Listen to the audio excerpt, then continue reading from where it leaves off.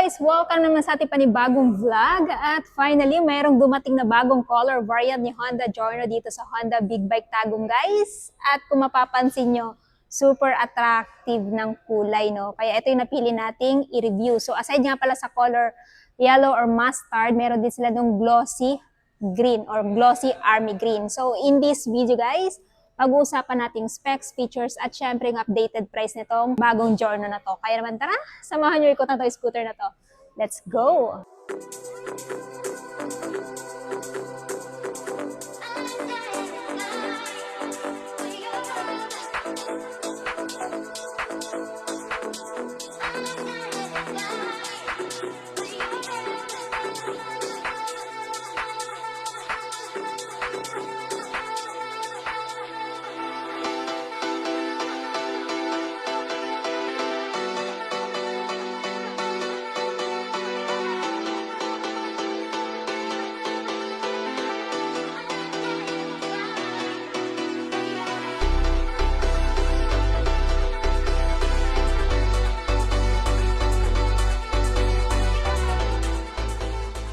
Guys, meron dumating dito sa casa, guys, na bagong Honda Giorno. This one, guys, is yung 2026 model. So, yung tamang tawag sa kulay niya pala, guys, is turmeric yellow. Pero kung mapapansin nyo, guys, yung ganitong kulay, bibihira lang. Makikita nyo to sa sports car, ganyan. Pero pagdating sa motor, bibihira lang talaga. Kaya no wonder, nung pagdating ko dito, actually, na-sold na to, hindi pala nga kinukuha. Before muna natin siya ikutan, guys, of course, dito naman natin sa kanyang technical specification. This one is still powered by 125cc, 4-stroke, 4-valve, single overhead cam, liquid cooled at ESP+. So, meron siyang compression ratio, guys, na 11.5:1 at syempre may lakas na 8.49 kilowatts at 8,750 RPM and max torque of 11.6 Newton meter at 5,250 RPM. Kaya naman, hindi ka na mabibitin sa power tsaka sa hatak niya, guys, kasi napakalakas din ng scooter na to. So, ito yung bagong labas na modern classic scooter ni Honda. So, pagdating naman sa timbang, guys, lady rider, kayang-kaya to kasi 116 kilograms lang yung timbang nito. At syempre, meron din siyang malaking fuel tank capacity na 5.4 liters. Kaya naman kahit ilo-long ride mo to, guys, talagang matagal pa kayo bago magpapagasolina kasi kaya nitong umabot up to 47.0 km per liter. Depende na lang sa throttle hobby ninyo. Ayan. So, dito tayo sa front. So, as you can see, wala namang binago. Yung kulay lang talaga niya na turmeric yellow. And grabe, napaka-elegant ng kulay niya. Kahit lady rider talagang mai-inlove dito. Kaya ito yung kulay na pinili natin para ma-review. So, yan, naka-LED po yung kanyang headlight. Of course, turn signal is naka-halogen. Napakaganda ng paint job, guys. Oh. Pang sports car yung datingan. Ayan, tapos may pangalan dito na Honda. So, naka-chrome yan, guys. And pagdating dito, naka-single disc, single pot. Combi brake na din siya. So, pag in-engage nyo yung brakes na left lever, automatic mag-engage yung dalawang brake, 70% sa rear at 30% sa front. Meron din siyang park brake lock dito na pag pinark nyo sa incline na lugar, hindi na po dadaus-daus kapag naka-engage to. So, dashboard, digital. So, yung mga information dito, syempre yung typical, ayan, turn signal, ayan. Tapos yung kanyang idling stop system, since meron siya. Pag naka-activate kasi to, 3 to 5 seconds na hindi tumatakbo to, automatic mag-shut off siya. In that way, mas makakatipid kayo sa gasolina. Ayan. Electric start dito, high beam, low beam, horn, turn signal. Wala siyang pass light. Ayan, guys. Then sa side mirror, maganda din yung side mirror niya, guys. Complement din yung kulay sa color ng body niya. So, syempre, meron siyang pocket dito.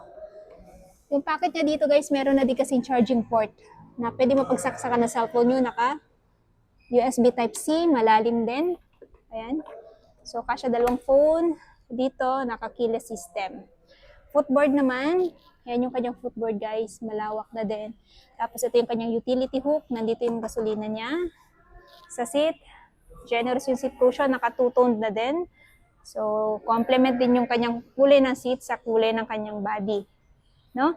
Tapos nandito yung foot peg ng, syempre, ng angkas. Malinis na din yung pagkakalagay. Ayan. Maganda din yung mechanism na ginamit, guys. Yan o. Diba? So, nandito yung kanyang pagpapalit ka ng oil. tambusyo niya. Of course, yung nagpa-premium talaga sa kanya, yung emblem niya na Giorno. So, wala kayong makikitang sticker or decals dito, kundi yung emblem niya lang na Giorno, no? So, dito naman sa tail. Sa tail, guys, is naka-LED, turn signal, halogen pa rin. At kung mapapansin nyo, meron pa rin naman siya ng ilaw ng plaka dito. Yan, naka-reflector na din for added visibility sa gabi. Tapos, naka-single shock siya, guys, drum brake yung likod. Yung tire size niya, malaki ito yung tire ni Giorno, guys, Dunlop din yung brand. So, 110 by 90 by 12, perfect na perfect para sa motor na to.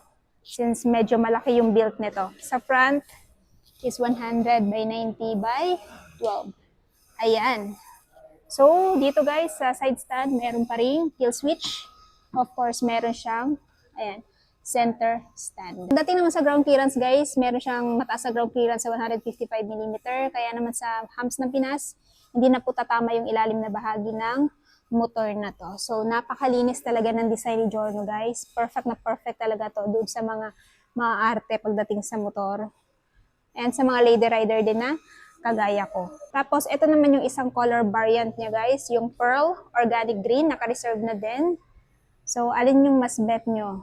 Itong Pearl Organic Green or yung Turmeric Yellow? Paki-comment naman sa baba. Guys, pagdating naman sa seat height, meron siyang seat height na 780mm and my height is 5'5". So, ayan, tiptoe tayo. Pero kung meron kayong taller height, pwede din to sa inyo kasi nga, ayan, mataas yung seat height pati ground clearance niya. 5 flat, abot nyo to, yun nga lang, nakatiptoe kayo. So, sitting position, upright lang. So, pagdating sa long ride, comfy naman siyang i-drive. Ayan. So, comment down below guys, ito ba yung klase ng motor na bibilhin nyo ngayong taon? Or ito ba yung mga tipo ng motor na gusto nyo bilhin ngayong taon? Paki-comment naman sa baba. At syempre, kung meron pa kayong gusto motor na i-review sa akin, i-comment nyo na din sa baba guys para ma-address din natin. So ngayon, pag-usapan naman natin kung magkano yung presyo nitong bagong Honda Giorno. Tapos na nga natin ikutan tong scooter na to guys. And if ever interested kayo dito sa Honda Giorno Turmeric Yellow, ito ngayon guys ay may updated price na 102,900. So kumpara before, mas tumaas siya ngayon ng 1,000.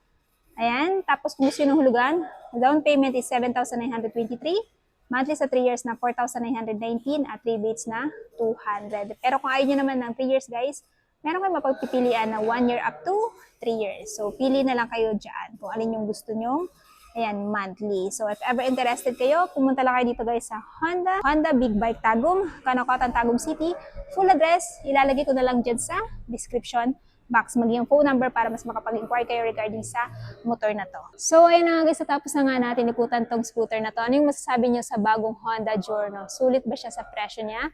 At anong katangian nito kung bakit ito yung i-consider yung bilhin ngayong taon? Paki-comment naman sa baba. At syempre, kung bago pa lang kayo sa channel ko at hindi pa nakapag-subscribe, huwag kalimutan mag-subscribe para ma-notify kayo once may bago tayong upload na gaya nito. And also, please follow me on my Facebook page, Instagram, at TikTok, Langga Gale. So yun guys, hanggang dito na muna tayo. Ride safe and peace out!